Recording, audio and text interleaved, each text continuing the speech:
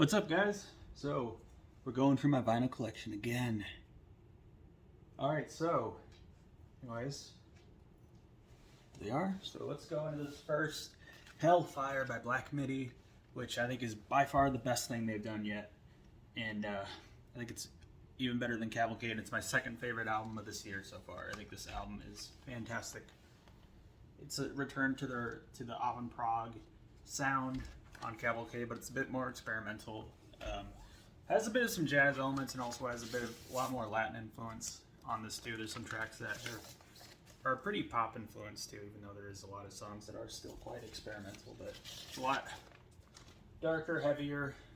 Some really great vocal delivery from Greep. It's kind of hard to pronounce his first name, but oh, okay. Don't know what happened there, but all right, I think we're good now. Okay, this is the 7-inch. It's orange instead of covers like with Cavalcade. Instead, it is live version of what is it? Contra Pat Molestia LLA. I don't know. It's kind of hard to pronounce that song name. But it's a live version of that. I would have preferred a live version of Sugar Tezu. I don't know how to pronounce it, but something like that. But that songs were just really great. That's one of my favorites off the album. That's probably why. But this album is absolutely fantastic. It would have been my favorite album of the year if Ants from Up There didn't drop. That album's hard to beat, but this album's amazing. Easily one of the best of the decade so far. And it's a really cool cover art too. So next, Funeral by Arcade Fire. Montreal, Quebec, indie rock band. Very influential, and actually they were one of the inspirations for Black Country New Road, my album of the year's new album, was an inspiration for that, and I won't take it out because it's just black. But these songs are really pretty. It has a bit of some post-punk revival influence on it too, and some chamber pop. Really good album. A classic in the indie rock genre. Next, damn. Okay,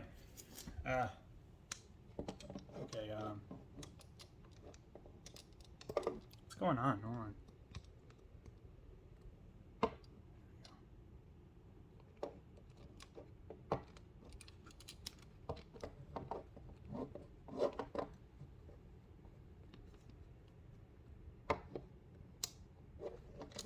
What are you doing that, Sam?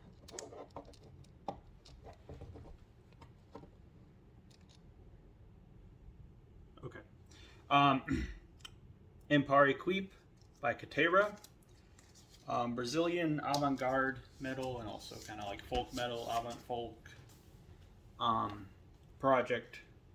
One-man band from Brazil. It's really good. Has some synths in here, some electronic passages, but also some ambient stuff. It kind of doesn't really sound like anything else. It features some really interesting mixtures of Brazilian folk music and stuff like, I don't know what the genre is. Not really bossa nova, but it's a really, really interesting fusion. It works really well. And this is one of the more underrated albums of last year in my eyes. I really wish it did get attention, but not quite as much as I think it deserves. Because I think this is easily one of my favorite releases of 2021. This album was really, really good. Very, very unique sounding. Very different.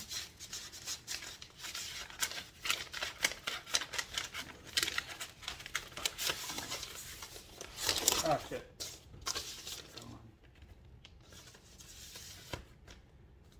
Okay, now, hold on.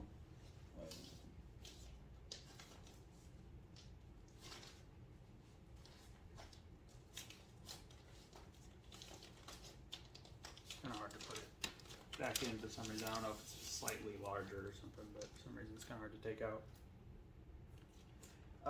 This one is The Inalienable Dreamless by Discordance Access, and even though this looks like an ambient album cover, it's a grindcore album, an extreme metal album, an extreme punk, I guess you can say, album. And they're from New Jersey. And one of my favorite grindcore albums. It's heavily influenced by the anime Evangelion, which is my favorite TV show ever. And if I knew the record was going to look like this, I probably would have picked another one, but it's still cool. I love the color blue and all that stuff. It's just it's not what it looked like on the picture, but it's fine. It would have ended up looking like what this 7-inch looks like this, but it did not end up looking like this, but it's okay. And then let's put this away. This album features a very unique sound, very distinct sound. Really, really interesting screams. Some great drum work. It's a really catchy guitar work as well.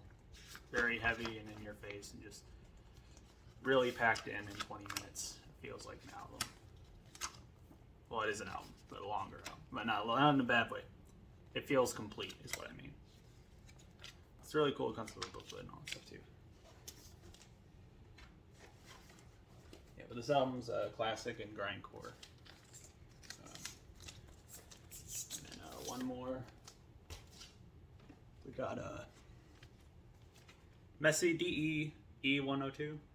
Messy DE E102 by Deficit Dynamic Shroud, Pennsylvania Vaporwave group. And it looks like they're making an album that's more influenced by synth pop, glitch pop, electro pop, stuff like that. It's a really, really cool EP though. Very different. Like all the songs on this are pretty good. The first track will appear on the new album, the rest of them won't. But yeah, it's really good. Anyways, thank you guys for watching. Bye.